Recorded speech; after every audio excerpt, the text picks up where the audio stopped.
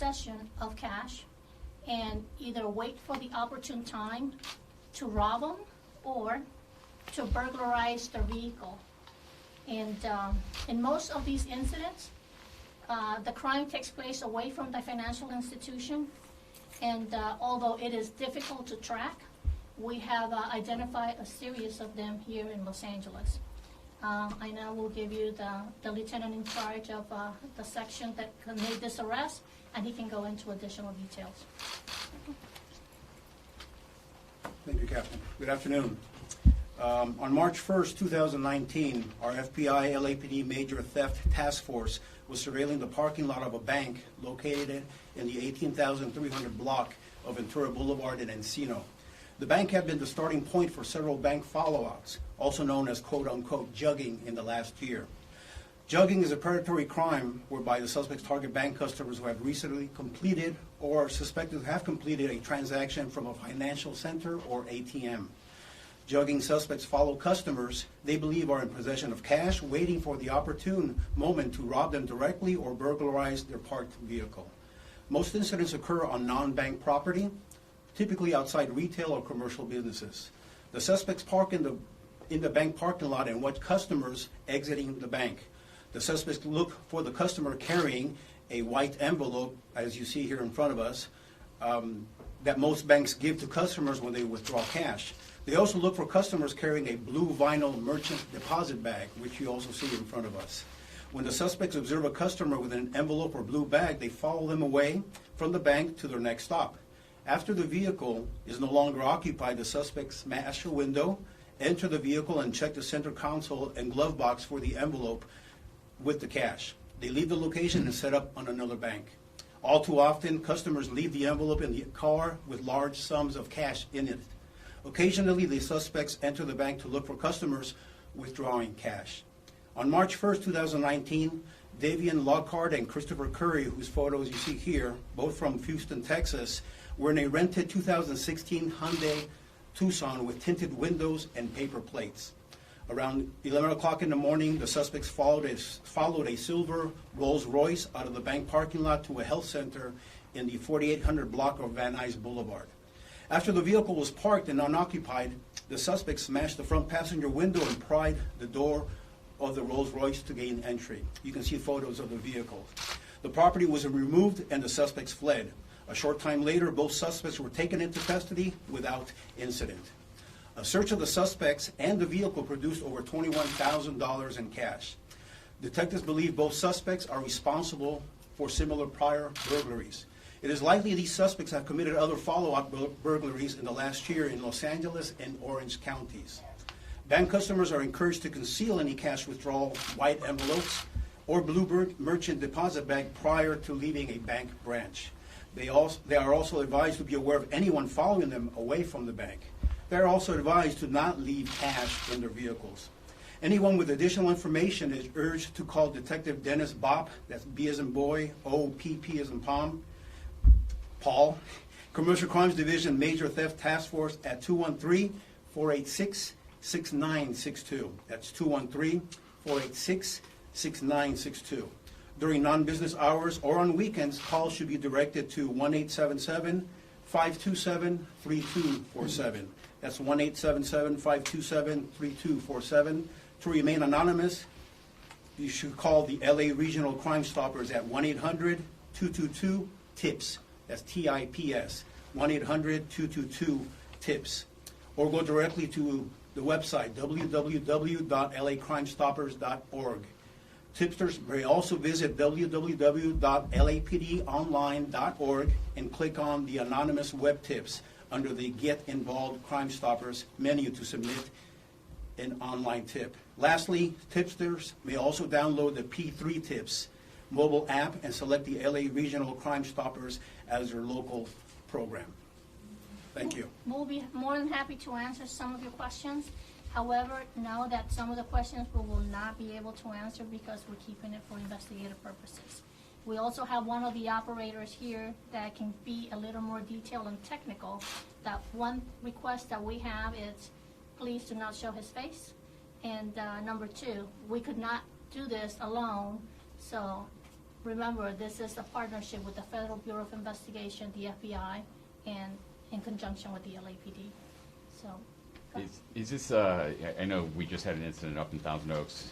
Is it suspected these guys had anything to do with what happened in Thousand Oaks? It's possible. Again, they're probably part of a bigger jugging crew, if you will, so it is possible. So, but we're looking through all kind of connections throughout the different counties. How big of a jugging crew? Again, with our law enforcement partners in Houston, it's tough to say how many number of people involved in the crew, and it's probably ever growing. So that's why it's imperative to, with the community, work together as a team. And if you see anything suspicious, give us a call, because these groups, they grow and grow. Is there any evidence that bank employees are somehow providing intelligence to these criminal groups or anything? Not at this time, no evidence. Okay. Are these guys ever robbing the people themselves or just the vehicles? There are instances where they do rob the people themselves, but normally, the vast majority of times, they just break into the vehicles. They wait till the person exits the vehicle, leaves the cash unattended, either in envelopes or bags. They break in, and they're in and out really quick. So do you have any way of knowing if they broke into a lot more cars where they didn't get cash, or are they just watching so closely that they're sure there's cash in that car? They break in and they kind of look around the vehicle. If they find an envelope and or a bag, they take it. If they don't find anything, they just drive away. Now, if the victim does not report the crime, then it's very hard to tell how many times. I'm sorry if I missed this, but how many people have they targeted, or how many vehicles have they targeted? Right now, at this time, we don't know the exact number at this time. Roughly Wow. dozens? Dozens, Dennis, do you yeah. have an answer for that? Easily dozens. Dozens. Thank you. How long have they been doing this sort of stuff that we know of? That we know of, how long have they been doing this? This crew, at least 6 months. 6 months. On and off, back and forth, tail end. Is there LA a running and Orange tally? How counties? much? LA, Orange County, San Bernardino counties. No It's running too tally. hard to tell. There's too many different crews. It is very difficult to track. Number one, because somebody, might have gone to the bank, might not have withdrawn money, and parked their vehicle. The suspects follow them thinking, okay, this is going to be an easy target. They break into the car and nothing's stolen because they cannot find the money, either because the victim took it or because there was no money withdrawn at that point. So that victim will not necessarily correlate, hey, I just went to the bank, I made a withdrawal, and here I am the victim of a burglary and theft from motor vehicle. So that will be very difficult to identify. That is one of the reasons why we're here today. If you're the victim of a burglary or theft from motor vehicle shortly after you have visited a financial institution, please make sure that when you make that crime report, that you provide this information to the officer. In addition, I think it is worth sharing with the press that some of these individuals are flying into Los Angeles just to commit these crimes because we are a rich target environment. We are not the only ones who have experienced this in Los Angeles. We're seeing it throughout Southern California. In the southern states of the nation, we have identified through our partners at least 17 other states that have been target of jugging. And I believe it is Houston who shared with us that they have identified a crew of about 90 individuals that have gone through the southern states of the nation just to commit this type of crimes. 99 individuals? Dennis, how many have they identified? It's between 50 and 100, closer to 100. And it involves 17 states. So it is growing. I think we're at a point that has been brought to our attention. It's here in Los Angeles, and it is very important. And this is where the press makes, such a difference to educate the public, to harden the target, to make sure that, tax season is fast approaching. A lot of us are waiting for that refund, maybe. And it will be very disheartening for you to go to the bank, take your money out, and leave it there. I know we have pushed hide it, lock it, and keep it. Well, this is not the place to hide the money. This is not the one where we're going to use that slogan. Just take your money, make sure that you're not overly obvious, and when you're coming out of the bank, you're not carrying this or, counting your money, making it such an easy target. Please help us avoid you becoming a victim. Help us help you. So are they pretty much guessing, like, they see someone come out, maybe they're in a nice car, and they're more or less targeting someone like that, or? Not necessarily. Based on the information that I have received through the investigators, they don't even have to make entry into the bank. They park so close that they can see inside the bank, or they go into the bank, hopefully during rush hour, because they want to be able to identify the individuals that are making those large withdrawals. Once they have their target, they leave, and then they follow them. So they are not necessarily entering the financial institution.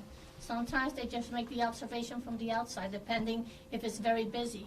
Obviously, if it's not busy, the line moves quickly, and you don't have enough time to scout the area or to identify your victims. And generally, you will have an employee approach you and say, hey, can I help you? And then, of course, that will scare them away, and they'll have to move on to the next bank. But that is not always necessarily the case. So this is kind of. What are the banks doing that's helping with regards to helping to make sure that they're trying to help manage this? What are they doing? For one thing, they're expediting that line to move along, and they are approaching individuals as soon as they walk into the bank and asking them, hey, is there anything I can help you with? And then directing them to where they need to go. And I know they are also cooperating with us. When we approach them and ask them for their assistance, they're more than willing to help us. Are most of the victims business owners? Not all of the victims are business owners. Okay. These are individuals that, one of them is just a family engaging in their usual routine on a Saturday morning, going to the park after visiting their financial institution, and they also become a victim of this crime. So One more question, please. Just one more This question. is One kind more of a new. question. This is, I mean, like a new enough thing. Last week I reached out to LAPD and to LA Sheriff's Department and asked about jugging, and the people I talked to were like, "Oh, we're not really sure what that is." And now we're having this news conference this week. The question I have is, would you call this at its nascent form already a trend? And I guess like beyond just getting the word out, what else can you do just strategically to stop it? Strategically to stop it, I think this is a big step in the right direction by going to the media and helping us having the press get the word out to educate the public and harden the target. The word jugging is a play on words from the word mugging, and to harden the target will be, be aware of your surroundings. Do not walk out of that bank counting your cash or waving that little white envelope or this business deposit bag. There's a lot of things that you as a community member can do to prevent being a victim and hardening the target. This might be new to Los Angeles, but it's not new to the southern states of the nation. This has been happening during the last few years. We're just becoming more aware of it.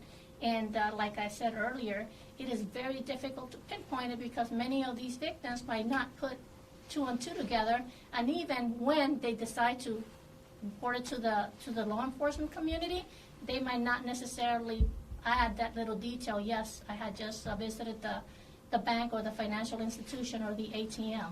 They forget that piece, so we're not going to be able to necessarily connect it to a jugging crime. So we're calling it a trend. Last one right here, please. I'm sorry? So we're calling it a trend. I'll call it a trend. We have more than a half a dozen, and a lot of them here in Los Angeles, so I will call it a trend here. So the crime that's being committed, what are these guys being charged with? Is it a simple car break-in, or is it something more? Well, it depends, because not only do you have the burglary and theft from a motor vehicle, which you have the forced entry.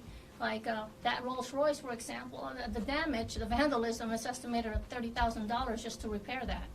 And then in addition to that, anything over $950, that is a grand theft. So they can start stacking up really quickly. And then, of course, it's up to the district attorney's office as to what they will file. Anything else that I'm missing, Dennis, that I should? Pretty much covers it.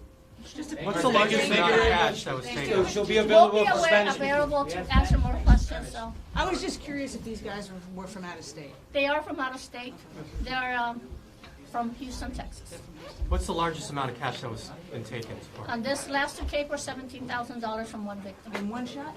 In one shot. So needless to say, that victim wanted to be here today and to share their gratitude because it's rare that we are able to return money, let alone that much cash from to one victim. So is that the cash from the Rolls Royce? Yes, And that's the 17,000? that is $21,000. Okay, 17 from one victim and 5,000 from another. okay. Thank you very much. And Spanish will be available for either Thank you. Captain or Lieutenant Solano. You know what? Anything